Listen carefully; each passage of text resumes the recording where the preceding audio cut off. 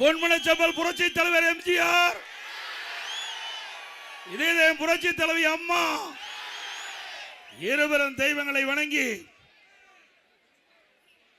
கோவை தெற்கு சட்டமன்ற தொகுதி, கோவை வடக்கு சட்டமன்ற தொகுதி, சிங்காநல்லூர் சட்டமன்ற தொகுதி வேட்பாளர் இங்கே நிற்கிறாங்க. சிறப்பான நிகழ்ச்சியில் தலைமை தாங்கி தலைமுறையாற்றிய மாவட்ட கழக செயலாளர், தலைமை நிலைய செயலாளர், இந்த மண்ணின் மைந்தர் அருமை சகோதரர் முன்னாள் அமைச்சர் SP வேலுமணி அவர்களே,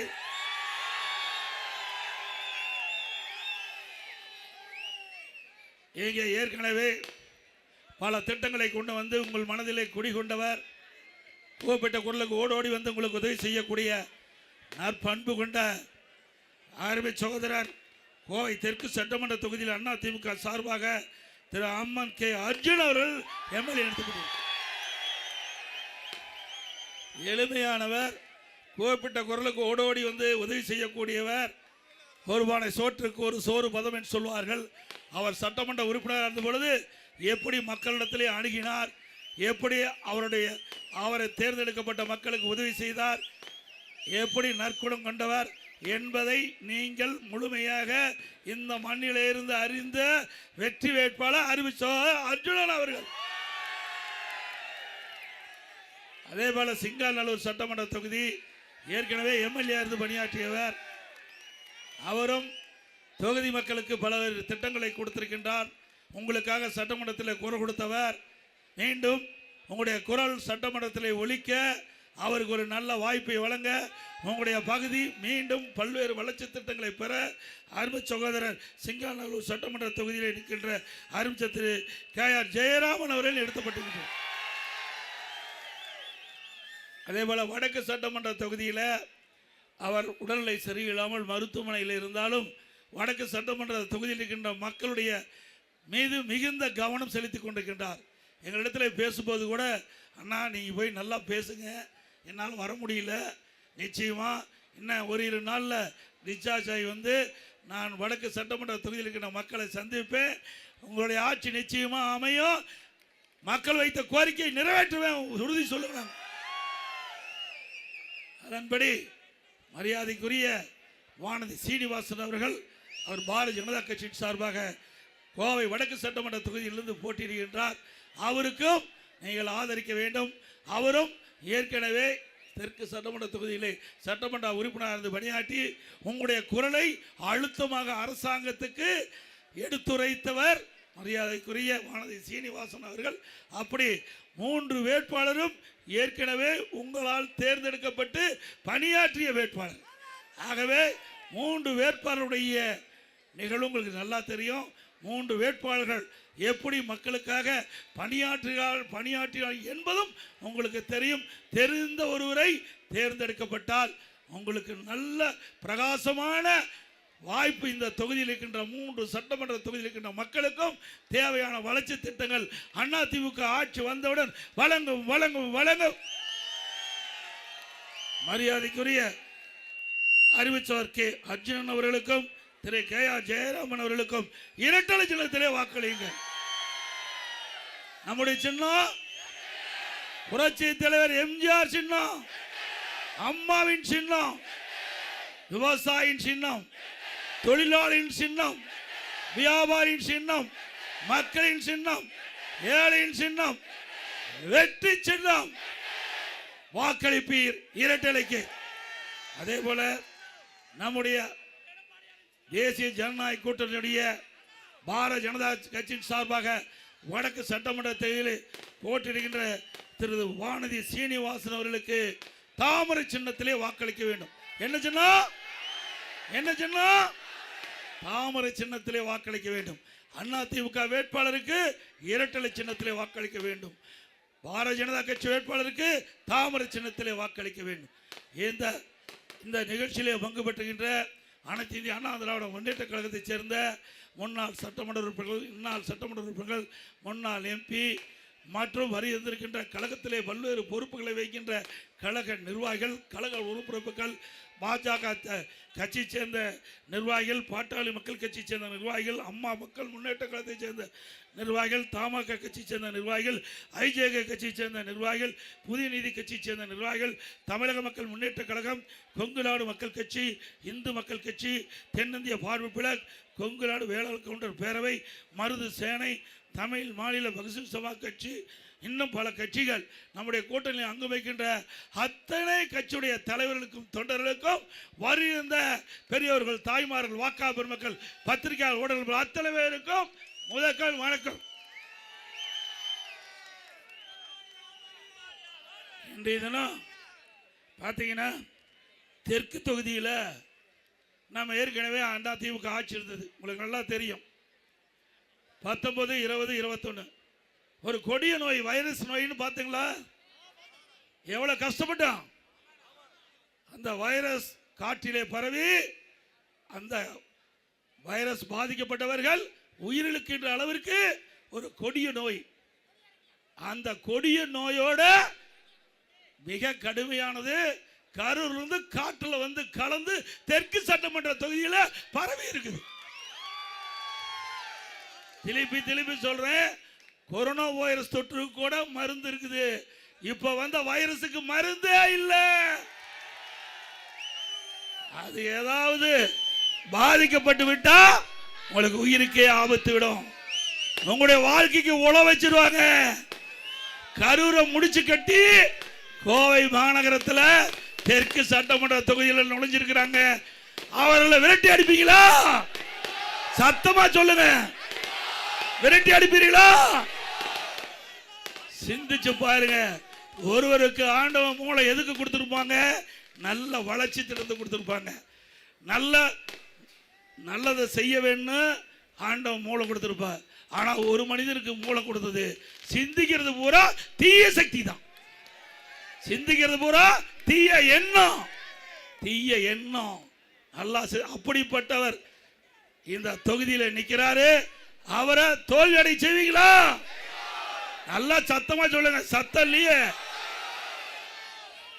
அது மட்டும் இல்ல, இன்றைக்கு ஸ்டாலின் பேசினாரு, அவரை பத்தி புகழ்ந்து பேசுறாரு. யாரை பத்தின்னு தெரியும், நான் பேரை சொல்ல விரும்பல. பேரு சொன்ன அது தகுதி இல்லாத எல்லாம் பேரை சொல்றது தவறு என்று நினைக்கிறேன். அவர் யாரு? 10 ரூபாய்க்கு மதிப்பு கொடுத்தவர், 10 ரூபாய்க்கு அடையாளத்தை காட்டினவர், மதிப்பு கொடுத்தவர். அவர் சொல்றார், திரு ஸ்டாலின் அவர்கள் மேற்கு மண்டலத்தின் சிம்ம சொப்பனமாக இருந்தவர். அவர் பேர் கோடு போட்டா, கோடு போட சொன்னா ரோடே போடுவார். அதெல்லாம் நல்லா ரோடெல்லாம் போட மாட்டாரு, ரோடு போட்ட மாதிரி பணத்தை எடுப்பாரு. ரோடு போட மாட்டாரு, ரோடு போட மாதிரி. கரூர் சட்டமன்ற தொகுதியில் ரோடே போடாத பணத்தை எடுத்து நான் சட்டமன்றத்தில் பேசி அறிக்கை விட்டு அந்த ரோடு ஓடாத பணத்தை எடுத்தவர்கள் மீது வழக்கு பதிவு செஞ்சிருக்கிறோம். அவர் மீது அப்படிப்பட்டவர் ரோடே போட்டுருவாராம். நீ எங்க ரோடு போட்டா அந்த ரோட்லயும் கொள்ளையடிக்கிற கட்சி தானே திமுக கட்சி. இதே நல்லா சிந்திச்சு பாருங்க. இப்ப பேசின வாய் தான் அன்னைக்கு பேச்சு. கரூர்ல என்னென்னலாம் பேசுன திரு செந்தில் பாலாஜி, என்னென்னலாம் பேசுனீங்க. அருமை சகோதரர் என்கிட்ட சரியா சொல்ல விட்டுட்டாரு. திரு வேலுமணி அவர் இருந்தால் ஒரு எல்இடி போட்டு காட்டியிருப்பேன், என்னென்னலாம் செஞ்சான்னு படம் பிடிச்சு காட்டியிருப்பேன். இதே ஸ்டாலின், இதே வாயி, இதே தோரடியில கரூர்ல பேசுறாரு. யாரு பேசுறாரு? இன்றைக்கு இருக்கிற முதலமைச்சர் புகழ்ந்து யார புகழ்ந்து பேசுறாரோ அதே புகழ்ந்த பேசின வாயி நாக்கு அங்க கரூர்ல பேசுது. அவர் மிக மோசமானவர். அவர் வெவ்வேறு மாதிரி எல்லாம் பேசினார், அது வேண்டாம், அசிங்கமா எல்லாம் பேசினார். பிறகு அவர் தம்பி பத்தி சொன்னார். அவர் ஆழ்கடத்திலே சம்பந்தப்பட்டவர். யாரு? இங்க நிக்கிற வேட்பாளருடைய தம்பி ஆழ்கடத்தில் ஈடுபட்டவர். அவர் ஸ்பிரிட் கடத்தினவர். நாம சொல்லலைங்க. இன்றைய முதலமைச்சர் யார் புகழ்ந்து பேசுறாரோ அவர் சொன்ன வார்த்தை தான் நான் சொல்றேன். இதையெல்லாம் ஆதாரத்தோடு நான் காட்டியிருப்பேன். தம்பி கொஞ்சம் சற்று எனக்கு ரோட் ஷோட்டாரு, இங்கே வந்த பிறகு தான் மீட்டிங் தெரிஞ்சுது. அதனால் ஆதாரத்தோடு என்னால் காட்ட முடியல. ஆதாரத்தோடு நம்முடைய வேட்பாளர் உங்களுக்கு அந்த பேட் இருக்குது பார்த்தீங்களா தம்பி, பேடில் பதிவு பண்ணிக்க, வீடு வீடாக காட்டு. இதே ஸ்டாலின் எப்படிலாம் பேசினாரு, இந்த வேட்பாளர் பற்றி எப்படி பேசினாரு, நாறு நாரா தோல் உரிச்சு காட்டணும். காட்டுவீங்களா? அப்படிப்பட்டவரை எப்படி புகழ்ந்து பேசுறாரு? இதுக்கு என்ன காரணம்? தப்பு. என்ன கரெக்டா மாமூல் கொடுக்குறாங்க, தலைமைக்கு சேர வேண்டியதை கரெக்டா போகுது. நான் ஏற்கனவே சொன்னேன், ஆண்டவன் நல்லது செய்யறதுக்கு மூளை கொடுப்பார். ஆனா எந்தெந்த வழியில இதை சரி பண்ணணுமோ, எந்தெந்த வழியில இதை அதுக்கு மேல சொல்லக்கூடாது. தேர்தலில் விதிமுறைகள்லாம் இருக்குது. அதனால இதை எப்படி எப்படியெல்லாம்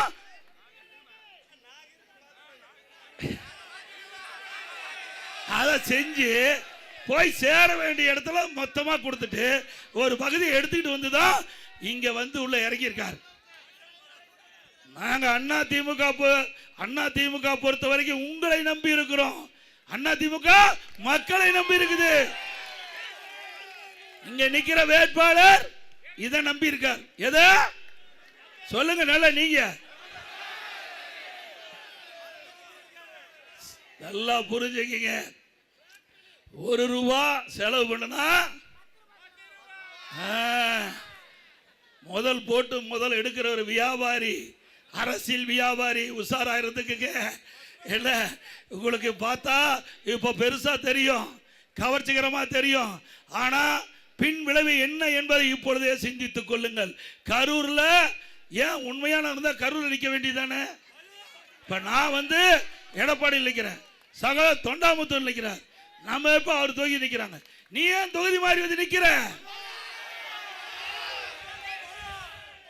ஆக அங்க மக்கள் நிராகரிச்சுட்டாங்க. அதனால அங்க வேலை இல்லை. நான் எடப்பாடியில் 11வது முறை நிற்கிறேன், 11வது முறை நிற்கிறேன். என்ன என்னுடைய மக்களுக்கு இன்னும் நான் போய் ஓட்டு கூட கேட்கல. நான் இன்னும் தொகுதிக்குள்ளேயே போகல. அப்படி தொகுதிக்குள்ளேயே போகாம கூட என்னுடைய மக்கள் என்னை நேசிக்கிறாங்க. குடும்பத்தில் ஒருவராக என்னை பார்க்கின்றார்.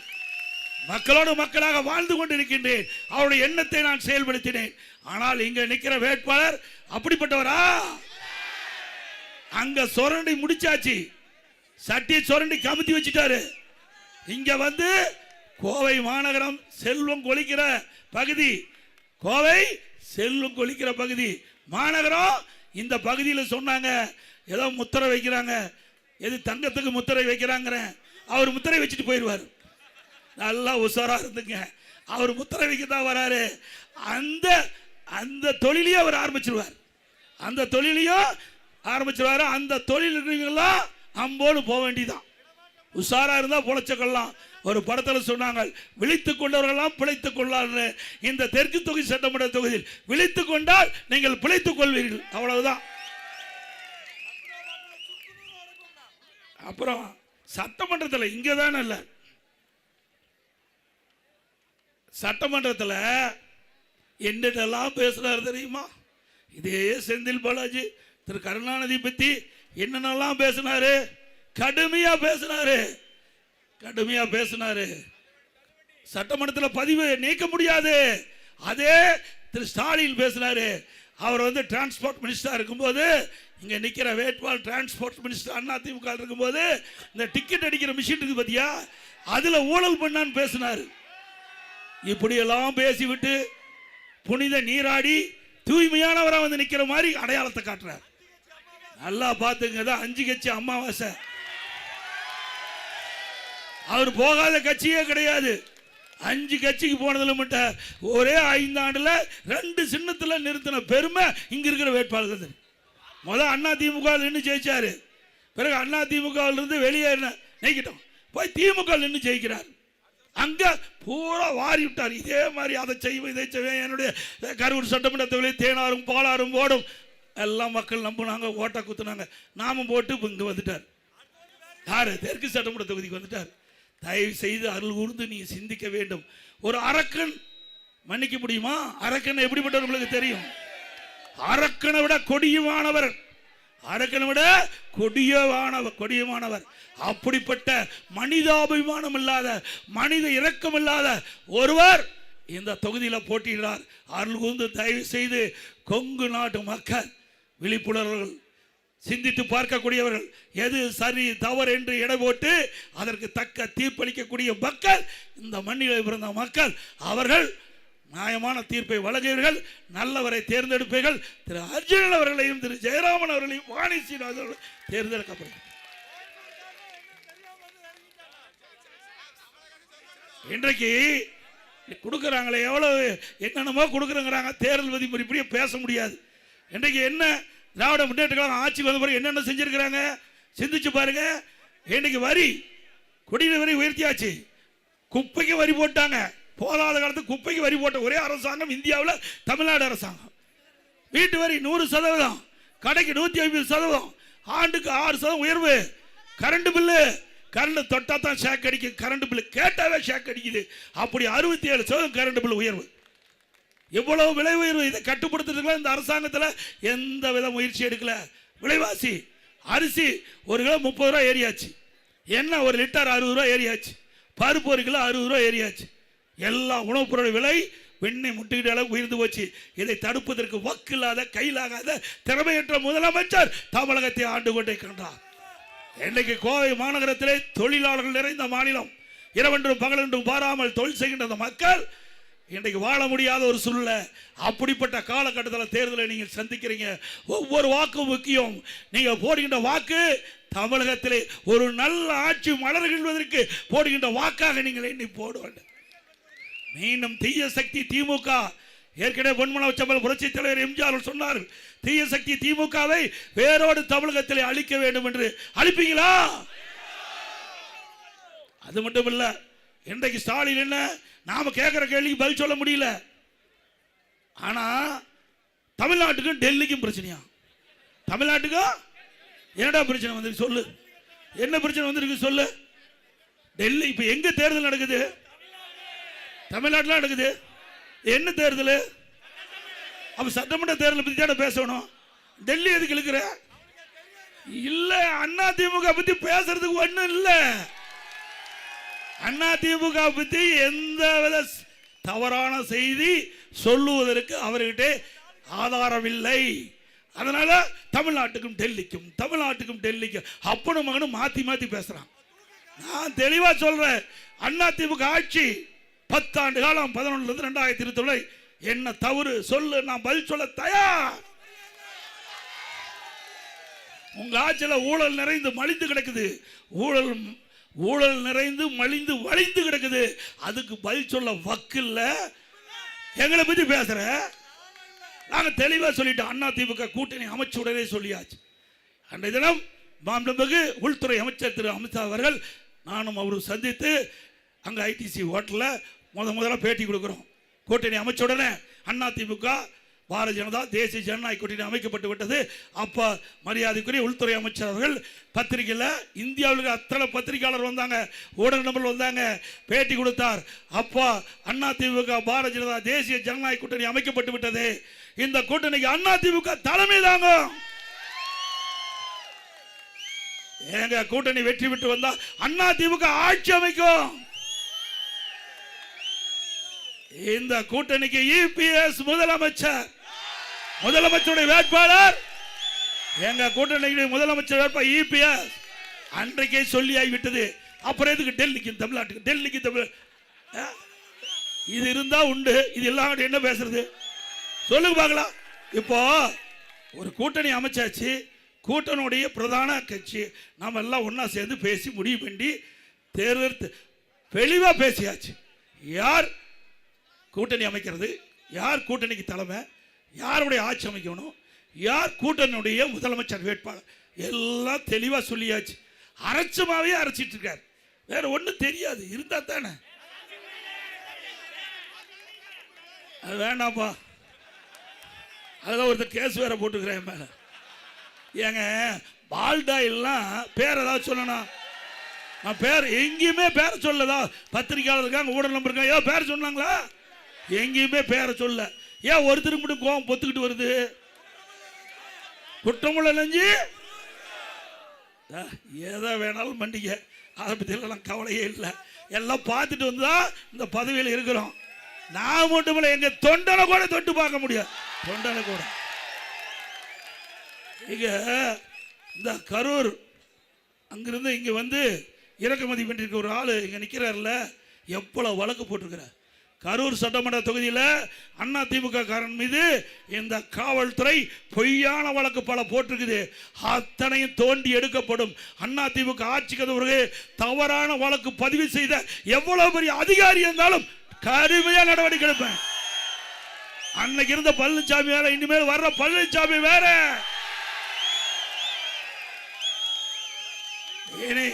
ஆட்சிக்கு வந்த பிறகு பாரு எப்படி நடக்கணும் தமிழ்நாடு. ஸ்டாலின் அவர்களே, இங்க இருக்கிற வேட்பாளர் திரு செந்தில் பாலாஜி நல்லா புரிஞ்சுக்க. கரூர்ல எங்க ஆளு மீது பொய் வழக்கு போட்டுட்டு இருக்கிற இதே அதிகாரிகள் எப்படி எல்லாம் செயல்படுவான்னு பாருங்க. ஆட்சி மாறும்போது காட்சி மாறும். சக்கரம் சுத்திட்டே இருக்கும், கீழே இருக்க சக்கரம் மேலே வரும். அரசு அதிகாரிகள் நடுநிலையோடு நடந்துக்குங்க. இங்க கோவை மாநகரும் சரி, கோவை மாவட்டத்திலும் சரி, சரியான முறையிலே நடுநிலையோடு நடக்காதிருந்தா அவர்களுக்கு சட்ட ரீதியாக நடவடிக்கை எடுப்பேன், துணிச்சலா எடுப்பேன். சொன்னதை செய்வோம் பழனிசாமி, சொன்னதை செய்வேன். ஒரு காலகட்டத்தில் முதலாக என்னை முதலமைச்சர் தேர்ந்தெடுத்தீங்க. நான் வந்து கடுமையான சோதனையான நேரத்தில் பதவி ஏற்றேன். பதவி ஏற்கின்ற கடுமையான வறட்சி, குடிப்பதற்கு கூட தண்ணி கிடையாது, சரி செஞ்சேன். பிறகு பெரிய வெள்ளம், புயல், டெல்டா மாவட்டம் சரி செஞ்சோம். பிறகு கொரோனா, ஒரு சோதனையான நேரமாக இருக்கிறதுனால மக்களை பாதுகாக்க வேண்டிய பணியை நான் ஈடுபட்டேன். அதை இலக்காரமாக வச்சுக்கிட்டு நீங்கள் ஏதேதோ தவறு செய்கிறீங்க. இந்த அரசாங்கத்தில் அதிகாரிகள் தயவு செய்து அருள் கூர்ந்து சட்டத்தின் மீது நீங்கள் நடவடிக்கை எடுக்க வேண்டும். நீங்கள் அரசாங்கத்துக்கு விசுவாசமாக இருக்குன்னு நினச்சிக்கிட்டு தவறான செயல் ஈடுபட்டால் உங்களை யாராலையும் காப்பாற்ற முடியாது. நிச்சயமா சொல்றேன், உறுதிபட சொல்றேன். இந்த தெற்கு சட்டமன்ற தொகுதியில் சொல்றேன், யாராலையும் காப்பாற்ற முடியாது. தவறு செய்தவர்கள் எவரால் விட்டு வைக்க மாட்டேன், எவ்வளவு பெரிய பதவி இருந்தாலும் விட்டு வைக்க மாட்டேன். அதனால என்ன நடந்தாலும் பரவாயில்ல, அதை பத்தி எனக்கு கவலை இல்லை. தவறு செய்யக்கூடாது, நியாயமான முறையில் நடங்கள், நடுநிலையோடு நடங்கள். மக்களுக்கு நீங்க பிரதிநிதியா இருக்க வேண்டும். மக்களுடைய வரிப்பணத்தில் நீங்க சம்பளம் வாங்குறீங்க. திமுக கட்சியிலிருந்து சம்பளம் வாங்கல, மக்களுடைய பங்கு, மக்களுடைய வரிப்பணத்திலிருந்து சம்பளத்தை வாங்கி கொண்டிருக்கின்றீர்கள். அந்த சம்பளத்தை வாங்குகின்ற அதிகாரிகள் சரியான முறையில் மக்களுக்கு உதவி செய்ய வேண்டும், நடுநிலையோடு நடக்க வேண்டும். இது ஒரு இந்திய நாடு, மிகப்பெரிய ஜனநாயக நாடு. இந்த ஜனநாயக நாட்டில் ஜனநாயக முறைப்படி நடந்துக்குங்க. ஒரு கட்சிக்கு ஆதரவாக செயல்பட்டீங்களா உங்களுடைய எதிர்காலம் கேள்விக்குறியாகிவிடும். அதைத்தான் எச்சரிக்கையா சொல்லிட்டு போறேன். இதுவரைக்கும் நான் எந்த இடத்துலையும் இப்படி பேசல, இந்த இடத்துல தான் நான் பேசியிருக்கிறேன்.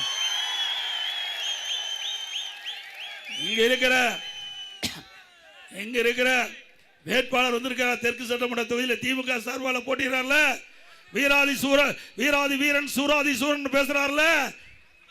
ஆட்சி மாறினா ஆளே காணாம எங்க ஓடி ஒளிச்சுக்கு வர தெரியாது.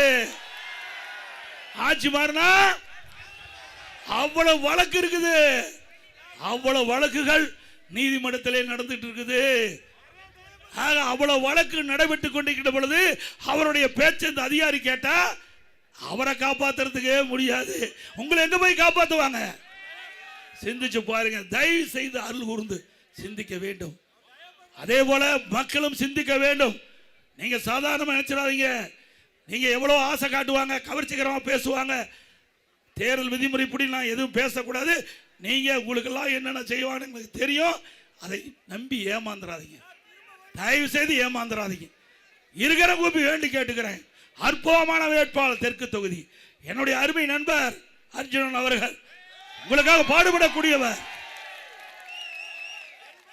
நான் முதலமைச்சர் இருந்த காலத்தில் மக்களுடைய பிரச்சனைக்கு தான் கொண்டாந்து கடிதம் கொடுத்திருக்கார். அவருடைய சொந்த பிரச்சனைக்கு ஒரு கடிதம் கூட கொடுக்கல. இதை விட நல்ல வேட்பாளர் எங்க தேடி கண்டுபிடிச்சு? ஒவ்வொரு ஓட்டும் இந்த தெற்கு சட்டமன்ற தொகுதிக்கின்ற ஒவ்வொரு வாக்காளரும் அருமை சகோதரர் திரு அர்ஜுனன் அவர்களுக்கு வாக்களிக்க வேண்டும். அறிவ ஜெயராமன் சிங்காநல்லூர் சட்டமன்ற தொகுதியில் போட்டியிடார். அவருக்கு வாக்களிக்க வேண்டும். வடக்கு கோவை வடக்கு சட்டமன்ற தொகுதியில் சகோதரி திரும்ப வானதி சீனிவாசன் அப்படியே இடி மாதிரி, இடி எப்படி இடிக்குமோ அது மாதிரி சட்டமன்றத்தில் அற்புதமான கருத்தை மக்களுடைய பிரச்சனை எடுத்து வைக்கும். அவருக்கு வாக்களிக்க வேண்டும் என்று அன்போடு இந்த நேரத்தில் கேட்டுக்கிறேன். அது மட்டும் இல்லை, இங்கெல்லாம் அவருக்கு எப்பவுமே இங்கே வந்து இங்கே நிற்கிற திமுக விற்கிற வேட்பாளர் டெண்டு கொட்டாய் போடுவார். பட்டி என்ன நாமெல்லாம் மனிதர்களா ஆடு மாடா பட்டியில் அடைக்கிறதுக்கு? ஆட்டுப்பட்டி போடுறாரா? அதெல்லாம் ஆட்டுப்பட்டியில் நல்லா இரும்பு கதவை போட்டெல்லாம் அடைக்க போகிறாங்க. கவலைப்படாது. இப்போ நீ பட்டியிலேயே மக்கள் அடைக்கிற காத்துக்கிட்டு எப்படியெல்லாம் மக்களை வஞ்சிக்காதே, ஏழைகளை வஞ்சிக்காதே, வறுமையை பயன்படுத்தி மக்களை ஏமாற்றி கவர்ச்சிகரமாக பேசி தயவு செய்து தவறான வழியை பின்பற்றினா அது பின்பு உங்களுக்கு பின்விளைவை ஏற்படுத்தும் என்பதை இந்த வேட்பாளருக்கு, நம்ம ஏற்று நிற்கின்ற வேட்பாளருக்கு எச்சரிக்கின்றேன். இந்த டெண்டு போடுறது, இந்த ஆளை கொண்டாந்து அடைக்கிறது, இதையெல்லாம் விற்று நியாயமான முறையில் ஜனநாயக முறைப்புள்ள மக்களை சந்தி. அதே மாதிரி அதிகாரிகள் அதே மாதிரி தான் இந்த டெண்டு கொண்டாய் போடுறதெல்லாம் இந்த மாட்டை அடைக்கிற மாதிரி அதையெல்லாம் வேடிக்கை பார்த்துட்டு இருந்தால் எந்தெந்த பகுதியில் எந்தெந்த அதிகாரி தக்க நடவடிக்கை எடுக்கலையோ அதையெல்லாம் பட்டியல் போட்டு எங்கள் ஆள் கொடுப்பாங்க. எதிர்காலத்தில் பாதிக்கும். அதையும் நான் சொல்லிட்டேன். அப்புறம் சுயாட்சி வேட்பாளர் 18 பேரை போட்டு வச்சிருக்காராம். எவ்வளோ தந்திரம்! நான் தான் ஏற்கனவே சொன்னேன், நல்லதுக்கெல்லாம் மூளை பயன்படுத்த மாட்டாங்க. ஆண்டவன் கொடுத்த மூளை நல்லதுக்கெல்லாம் பயன்படுத்துவாங்க, கெட்டதுக்கு தான் பயன்படுத்துவாங்க. 18 பேர் போட்டிருக்காங்களாம். 18 பேர் பினாமியா சுயேட்சையாக போட்டு அங்கங்கே ஒரு கொட்டாய் போட்டு அமர வைக்கிறதான். இதுக்கெல்லாம் மக்கள் ஏமாந்துருவாங்களா? ஏய், கொங்கு பகுதியிலே தலைநகரம் இருப்பது கோவை. இன்றைக்கு இந்த பகுதியுடைய வளர்ச்சி இன்றைக்கு கொங்கு மண்டலம் பூரா பரவி இருக்குது. இங்க இருக்கிற தொழில் கொங்கு மண்டலம் பூரா பரவி இருக்குது. இன்றைக்கு சிறு தொழில் இங்கே தான் அதிகம். அதிமுக ஆட்சிக்கு வந்தால் ஜிஎஸ்டியில் பிரச்சனைனாங்க. அதை இந்த சிறு தொழில் மக்களுக்கு அதிமுக ஆட்சி உங்களுக்கு துணை இருக்கும். அதில் இருக்கிற இடர்பாடுகள் களையப்படும். சிறு நடுத்தர குறு தொழில் பாதிப்புள்ளான அதை சரி செய்யப்படும். கொரோனா காலத்தில் கடனுதவி வழங்கணும், வட்டி குறைச்சோம். இந்த சிறு குறு நடுத்தர தொழில் தான் அதிகமான வேலைவாய்ப்பு கொடுக்குது. இந்தியாவிலேயே இன்றைக்கு தமிழ்நாட்டில் தான் சிறு குறு நடுத்தர தொழில் அதிகமாக இருக்குது. அதிகமாக தொழிலாளர்கள் பணிபுரிகிறாங்க. அப்படி கோவை மாநகரம், திருப்பூர் மாநகரம், இந்த சுற்று வட்டார பகுதியில் குறு சிறு நடுத்தர தொழில்கள் நிறைந்த பகுதி. இதில் ஏற்படுகின்ற பிரச்சனைகள் முழுமையாக களையப்படும். உங்களுக்கு என்னென்ன பிரச்சனை இருக்குதோ அதெல்லாம் சரி செய்யப்படும்.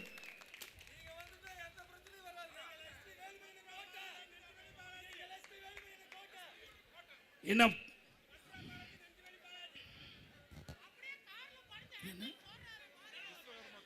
அதே போல விஸ்வகர்மா கோரிக்கை கொடுத்திருக்கிறீங்க, அதுவும் நிறைவேற்றி தரப்படும். விஸ்வகர்மா கோரிக்கை கொடுத்திருக்கீங்க, நிறைவேற்றப்படும். இன்னும் பல சமூகம், பல அமைப்புகள் என்னிடத்தில் கோரிக்கை கொடுத்திருக்கிறீங்க. அந்த அமைப்புகள் எல்லாம் உங்களை எல்லாம் அதிமுக ஆட்சி அமைந்த உடனே அழைக்கப்படும். உங்கள்கிட்ட பேச்சுவார்த்தை நடக்கப்படும்.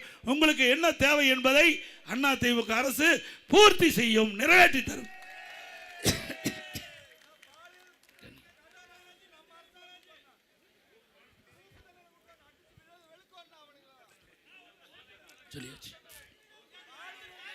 அதே போல இன்னைக்கு கருப்பு கொடி வீடு பூரா கட்டுறாங்க. நான் வந்தேன் கோவையில், எங்கேயுமே கருப்பு கொடி இல்லை. எங்கேயும் நான் பார்த்துக்கிட்டே வந்தேன். எங்காச்சும் இங்கே கோவை மக்கள் உஷாரான மக்கள், விழிப்புணர்வு மக்கள். திரு ஸ்டாலின் அவர்களே, நான் கேட்குற கேள்விக்கு பதில் சொல்ல முடியல. நடைபெறுகின்ற சட்டமன்ற தேர்தலில் தோல்வி பயம் வந்துட்டுது, தோல்வி ஜுரம் வந்துட்டுது. அதனால பாராளுமன்ற தொகுதி வரைமுறை தமிழ்நாட்டுக்கு பாதிப்புன்னு திரு ஸ்டாலின் அவர்களே ஏற்கனவே உள்துறை அமைச்சர் சென்னைக்கு வந்த பொழுது, தமிழ்நாட்டுக்கு வந்தபோது, தமிழ்நாடு எந்த விதத்திலும் பாதிக்காது, பாராளுமன்ற தொகுதி வரைமுறை தமிழகத்தில் எந்த விதத்திலும் பாதிக்காது தெளிவா சொல்லிட்டாங்க. இப்ப எதுக்கு கருப்புடி போட்டான் தெரியுங்களா? நல்லா புரிஞ்சுங்க. சாதாரண ஆள் இல்லை இருக்கிற முதலமைச்சர். இவருக்கு தெரியும் எப்படி இந்த பாராளுமன்ற வரைமுறை செயல்படுத்தப்படும், முன்கூட்டியே தெரியும். ஏன்னா அங்கங்க கருப்பு கொடி காட்டினா இப்போ இவர் நினைக்கிற மாதிரி அறிவிச்சுட்டா, பாத்தியா நான் போராட்டம் பண்ணேன், மத்திய அரசு பணிஞ்சு போச்சு என்ன சொல்லுவாரு? இவர் கருப்பு கொடி ஊரு பூரா கட்டின பிறகு இவர் நினைக்கிறதுக்கு மேல நல்லது செய்ய போறாங்க. யாரு? திரு ஸ்டாலின் நினைப்பதற்கு மேலாக, அவருடைய கட்சி கூட்டணி தலைவர் நினைப்பதற்கு மேலாக அற்புதமாக இந்த பாராளுமன்ற தொகுதி வரமுறை செயல்படுத்துவாங்க. அப்ப என்ன சொல்லுவார் தெரியுமா? இன்றைய முதலமைச்சர் ஸ்டாலின், நான் கருப்பு கொடி வீடுபுறம் தமிழகத்திலே கட்டிய காரணத்தினால் மத்திய அரசு பயந்து போய் நான் சொல்லுவதை ஆமோதித்து அதை நிறைவேற்றும் சொல்லுவார். பாருங்க, நாளைக்கு பத்திரிகையில் அப்படித்தான் வரும். நாளைக்கு டபுள் கே மாறுறாரு. அவரெல்லாம் தெளிவா இருக்கிறாங்க. மத்தியில் இருக்கிற ஆட்சியாளர் தெளிவா இருக்கு. நம்முடைய மாநிலம் மட்டும் இல்ல, இந்தியாவில் இருக்கின்ற அனைத்து மாநிலங்களும் பாதிக்காத அளவுக்கு பாராளுமன்ற தொகுதி வரமுறை செயல்படுத்தப்படும் என்று உறுதி கொடுத்துட்டாங்க. உறுதிப்படி செயல்படுவாங்க. மக்கள் மகிழ்ச்சியோடு இருப்பாங்க. ஆனா ஒரு ஆளுக்கு மட்டும் மகிழ்ச்சி இருக்காது. யாரு? ஸ்டாலினுக்கு. அவர் கண்ட கனவு பலிக்கலையே. அவர் கண்ட கனவு, அதுக்கு தான் இந்த கருப்பு கொடி போராட்டம். இந்த கருப்பு கொடி போராட்டத்தை கட்டி இந்த கருப்பு கொடியெல்லாம் வீடு வீடா கட்ட சொல்லி யாருமே கட்டல. அது வேற விஷயம். அவங்களுக்கு எல்லாம் மக்களுக்கு தெரியும். ஸ்டாலின் கூட மக்களுக்கு நன்கா தெரியும். அதனால ஸ்டாலின் அவர் இப்படி கோரிக்கைலாம் நான் வச்சேன், இந்த கோரிக்கை நிறைவேற்றலைன்னா தமிழ்நாடு பதறும், தமிழ்நாடு பழைய முறை சந்திக்கினாரு. எங்க போய் சந்திக்கும்? திமுக ஆட்சி இருக்க வரைக்கும், அப்பா முதலமைச்சர் வரைக்கும் மதுரை மண்ணில் காலை வைக்கல. அண்ணா திமுக ஆட்சி வருதான் மதுரைக்கே வந்தாரு. இவருடைய வீராவதி வீரெல்லாம் நம்ம பார்த்துட்டோம். ஆனா ஒன்று மட்டும் தெளிவாக சொல்றது, திரு ஸ்டாலின் அவர்களே, திரு ஸ்டாலின் தலைமையில் இருக்கின்ற கூட்டணி கட்சி தலைவர்களே, நீங்க சொல்வதெல்லாம் தவறாக இருக்கும். ஆனால் மத்திய அரசு ஏற்கனவே உறுதிமொழி கொடுக்கப்பட்டு விட்டது. இன்றைக்கு தமிழகம் மட்டுமல்ல, இந்தியாவில் அனைத்து மாநிலங்களும் எந்த விதத்திலும் பாதிக்காத அளவுக்கு பாராளுமன்ற தொகுதி வரமுறை சிறப்பாக செயல்படும். மக்கள் மகிழ்ச்சி தரபடி செயல்படுத்தப்படும். அப்புறம் பெண்களுக்கு 33% இடஒதுக்கீடு பண்றாங்க. அதுதான் பிரச்சனை. பெண்களுக்கு 33% ஏற்கனவே நாடாளுமன்றத்தில் ஒருமனதாக நிறைவேற்றப்பட்டு விட்டது. அதை நடைமுறைப்படுத்துறாங்க. அதை நடைமுறைப்படுத்துறதுக்கு தடுக்கிறதுக்கு தன வேலை பண்றார் ஸ்டாலின். ஆக இன்றைக்கு பெண்கள் மத்தியில் நல்ல பேர் வந்துடும் மத்திய அரசாங்கத்துக்கு. அதற்காக இப்படிப்பட்ட கருப்பு கொடி வீடுதோறும் ஏற்ற வேண்டும் என்ற ஒரு தவறான செய்தி சொல்லுங்க. அது யாரும் நம்ப வேண்டாம். இன்னொரு பெரிய மனுஷன் சொல்லியிருக்கார், சிதம்பரம் எடப்பாடி பழனிசாமி சொல்லி அதிர்ச்சி அடிக்குதுன்னு. எப்ப நடந்தது தானே சொல்ல முடியும். மத்தியில் யார் ஆட்சி இருக்கிறா? பாரதிய ஜனதா தானே ஆட்சி இருக்குது. மத்தியில் இருக்கிற ஆட்சியாளர் சொல்றேன்னு சொன்னா வேற யாரு சொல்றது? சிதம்பரம் சொன்ன சொல்ல முடியும். நான் திரு சிதம்பரம் சொன்னார்னே சொல்ல முடியும். மத்தியில் இருக்கிற உள்துறை அமைச்சர் சொன்னாருன்னு சொன்னா அது எப்படி எடப்பாடி பழனிசாமி சொல்றானா? நீ 15 வருஷம் எத்தனை வருஷம் மத்தியில் மந்திரியா இருந்த? எத்தனை வருஷம் இந்த தமிழ் மண்ணில் பிறந்து உள்துறை மந்திரியா இருந்தீங்க, அப்புறம் ஃபைனான்ஸ் மினிஸ்டரா இருந்தீங்க. என்ன கொண்டாந்தீங்க தமிழ்நாட்டு? கொண்டாந்தாரா?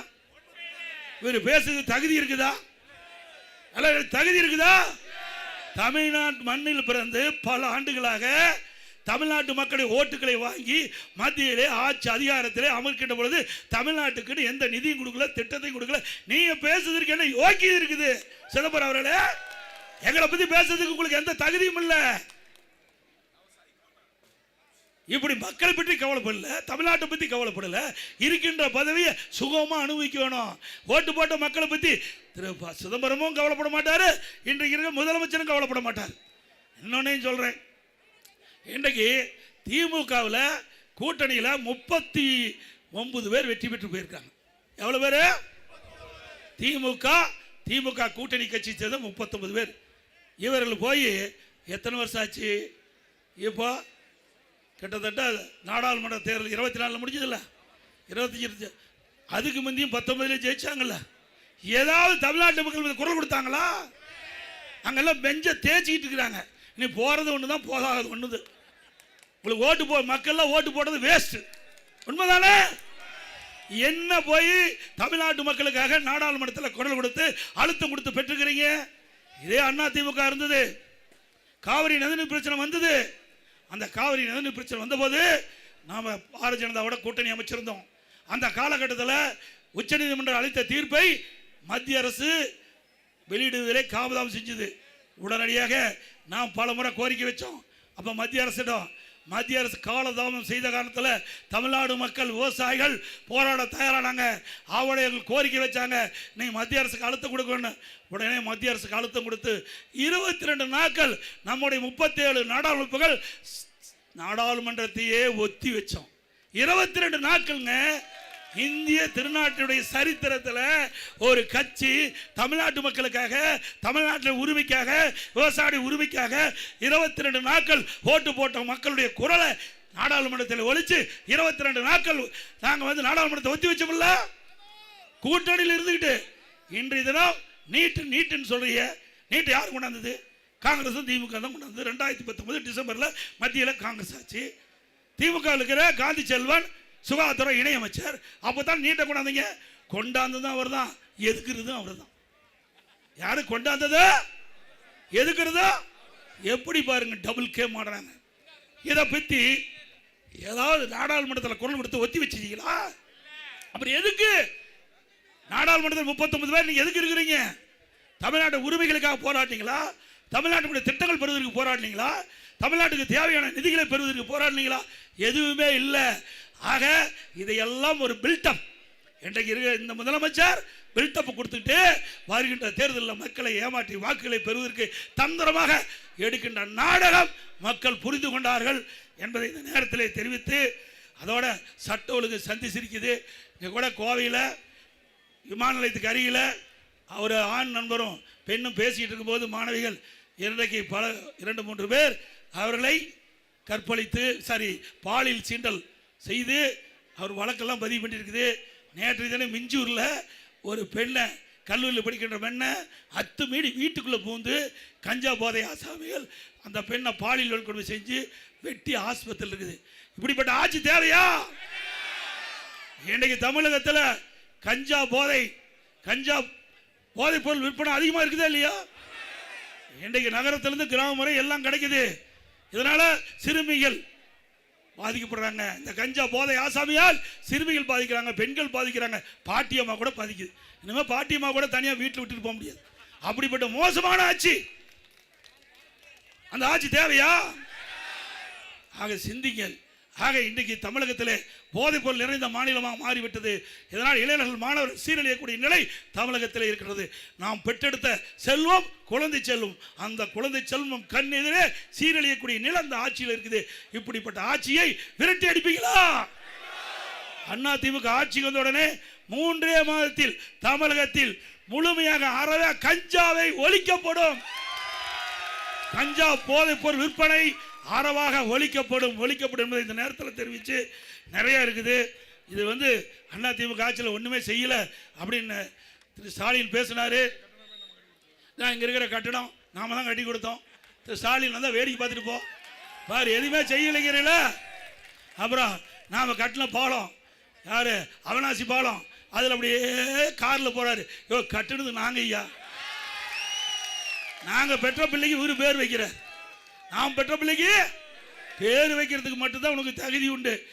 அதை திட்டத்தை கொண்டு வருகின்ற தகுதி உள்ள ஒரே கட்சி அண்ணா திமுக.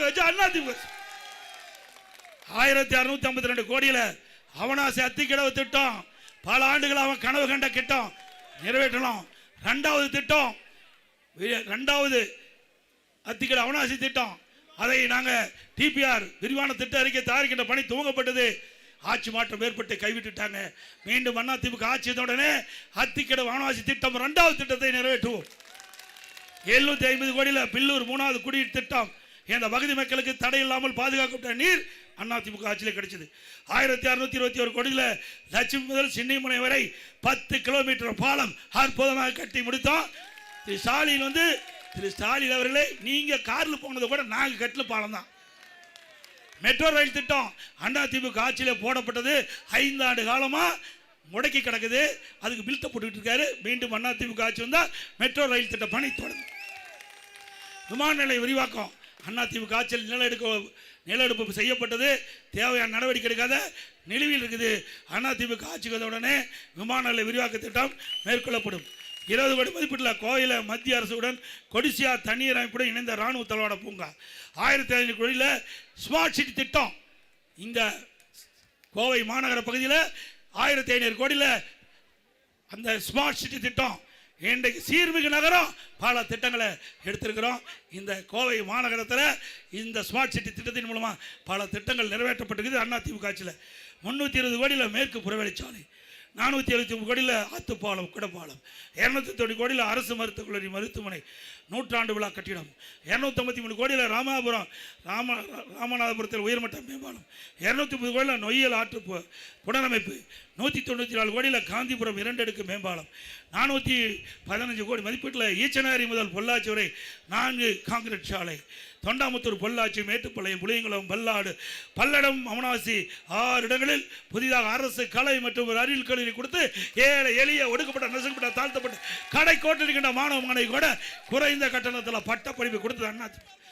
பாலக்காடு, மேட்டுப்பாளையம், அமனாசி மற்றும் திருச்சி ரோடு 4 வழிச்சாலை, 66 கோடியில் கவனம்பாளையத்தில், 41 கோடியில் காரமடை, 25 கோடியில் போத்தனூர், 18 கோடியில் ஈச்சனாரி ஆகிய பதில மேம்பாலம், 59 கோடியில் இருகூர் முதல் போத்தனூர் மற்றும் இருகூர் முதல் பீலமேடு நிலையில் இடையே ரயில்வே கடவின் குறுக்கே மேம்பாலம், 550 கோடியில் குறிச்சி குனிமுத்தூர் பாதாள திட்டம், 190 கோடியில் குறிச்சி குனிமுத்தூர் குடிய திட்ட பணிகள், 66 கோடியில் கவுண்டம்பாளையத்தில் உயர்நீட்ட மேம்பாலம், 86 கோடியில் பெரிய நாய்க்குமரத்தில் உயர்மட்ட மேம்பாலம், 19 கோடி மதிப்பில் ஈச்சனாரி ரயில்வே மேம்பாலம், 25 கோடியில் போத்தனூர் ரயில்வே மேம்பாலம், 42 கோடியில் காரமடையில் ரயில்வே மேம்பாலம், 59 கோடியில் இருகூர் முதல் போத்தனூர் மற்றும் இருகூர் முதல் பீலமேடு நிலைகளுக்கிடையே ரயில்வே கடவு குறுக்கே மேம்பாலம், 40 கோடி மதிப்பீட்டில் ஸ்மார்ட் சிட்டி திட்டத்தில் உலகத்தரத்தில் பொழுதுபோக்கு அம்சம் உக்கிடம் பெரியகுளம் குளக்கரை அற்புதமான பூங்கா அமைக்கப்பட்டது. பேரூர், மதுக்கரை, கிணத்துக்கடவு, சூலூர், ஆனமலை தனி தாலுக்கா உருவாக்கப்பட்டது. கோவை வடக்கு வருவாய் கோட்டமாக உருவாக்கப்பட்டது. குறிச்சி, குடிமத்தூர், வடசித்தூர், இடகரை, செம்மேடு ஆகிய பகுதி ஆரம்ப சுகாதார நிலையங்கள் தோற்றுவிக்கப்பட்டு காரமடை, தாலியூர், கல்விராம்பாளையம், நல்லப்பட்டினம் ஆகிய ஆரம்ப சுகாதார நிலையங்கள் அமைக்கப்பட்டது. குறிச்சிக்குளம், பெரியகுளம், பாலக்குளம், முத்தன்குளம், செல்வ சிந்தாமணி குளம், குமரசாமி குளம், கிருஷ்ணமதி குளம் ஆகிய குளங்கள் சீரமைக்கப்பட்டு இத்தனையும் செஞ்சுட்டு ஸ்டாலின் பேசுகிறாரு ஒன்றுமே செய்யலின்னு. ஏங்க முழு பூசணிக்காக சோற்றில் மறிக்கிறாரு. விடுவோமா நாங்கள்? தில்லு திராணி தெம்பு இருந்தா இந்த கோவை மாநகரம் கோவை மாவட்டத்தில் என்ன திட்டத்தை திமுக ஆட்சியில் செய்த என்று சொல்ல வேணும். இதே ஸ்டாலின் அவர்களே பல முறை நாங்கள் சவால் விட்டுனேன். 2011 2021 வரை அனைத்து இந்திய அண்ணா திராவிட முன்னேற்ற கழக ஆட்சியில் போடப்பட்ட திட்டம், ஒதுக்கப்பட்ட நிதி, அதனால் மக்களுக்கு கிடைக்கப்பட்ட நன்மை நான் சொல்கிறேன். நீங்கள் 5 ஆண்டு காலம் 21 26 வரை உங்களுடைய ஆட்சியில் போடப்பட்ட திட்டம், அதனால் மக்களுக்கு என்ன நிதி கொடுத்தீங்க, எவ்வளவு நன்மை கிடைச்சிது சொல்லுங்கள். நீங்களே ஒரு மேடை போடுங்க, நானே நேரடியாக எந்த இடத்துல கூப்பிட்டாலும் வரேன், பேசுகிறேன், மக்கள் தீர்ப்பு கொடுக்கட்டும். வெள்ளலூர் பஸ்லையும் அது அப்படியே கடப்பில் கிடக்கிறாங்க. அதிமுக ஆட்சி வந்த உடனே திட்டம் தொடங்கப்பட்டு அந்த பஸ்லையும் பிரம்மாண்டமாக அமைக்கப்படும்.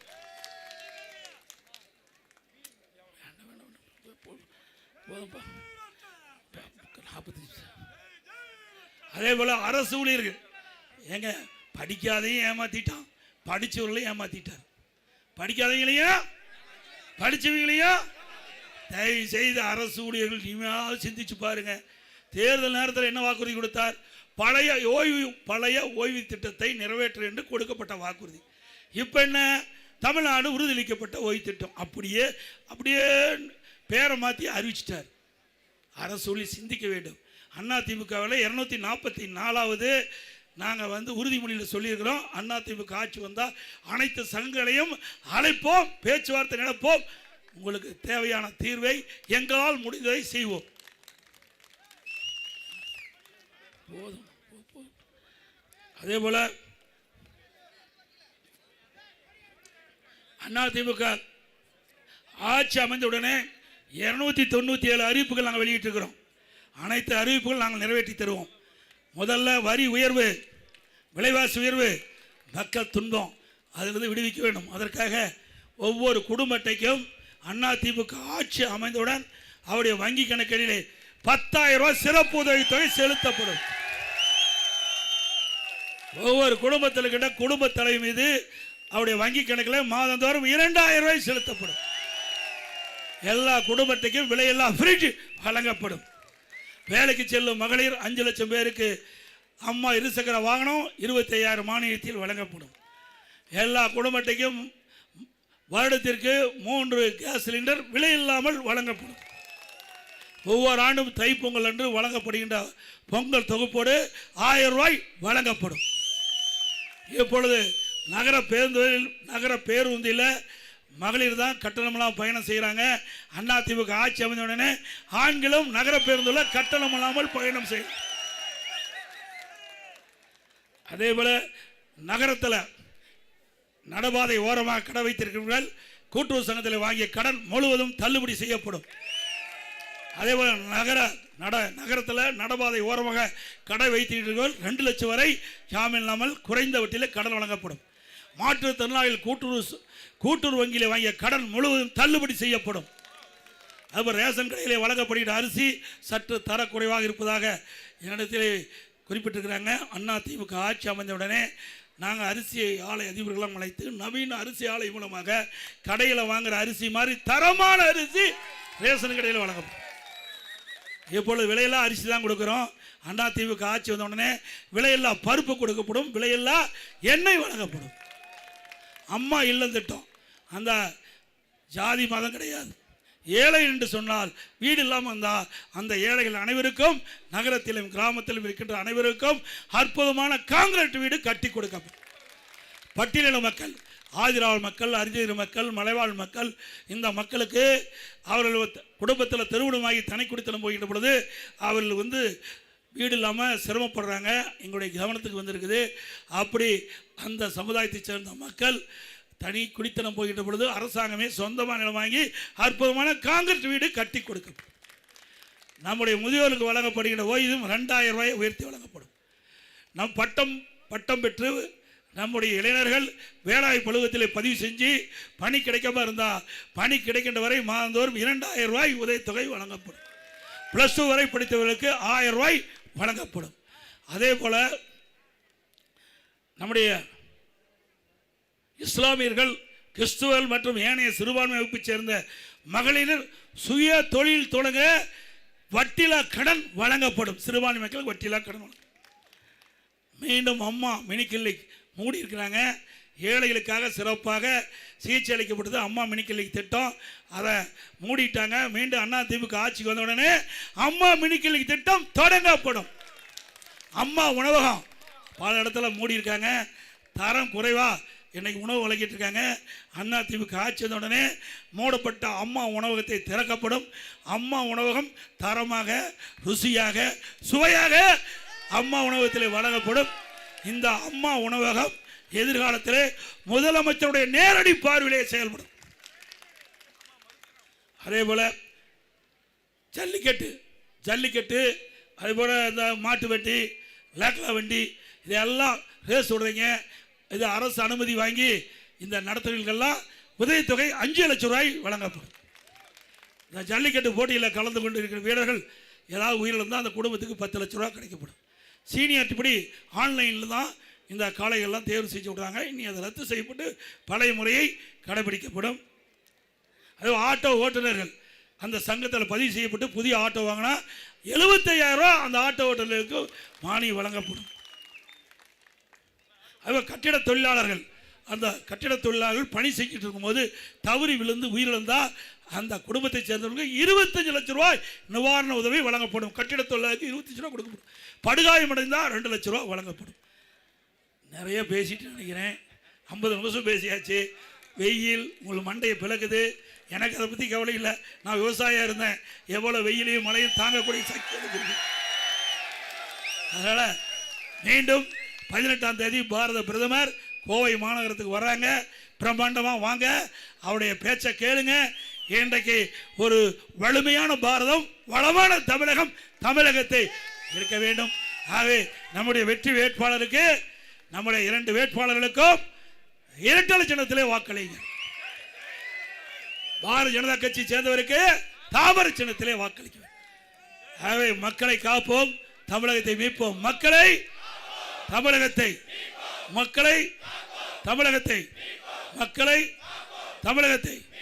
By by Stalin. நான் சொல்றேன், திருப்பி சொல்லுங்க. அதிமுக ஆட்சி வின்னிங். அதிமுக ஆட்சி நல்ல ஆட்சி கம்மிங். நல்ல ஆட்சி. நன்றி, வணக்கம்.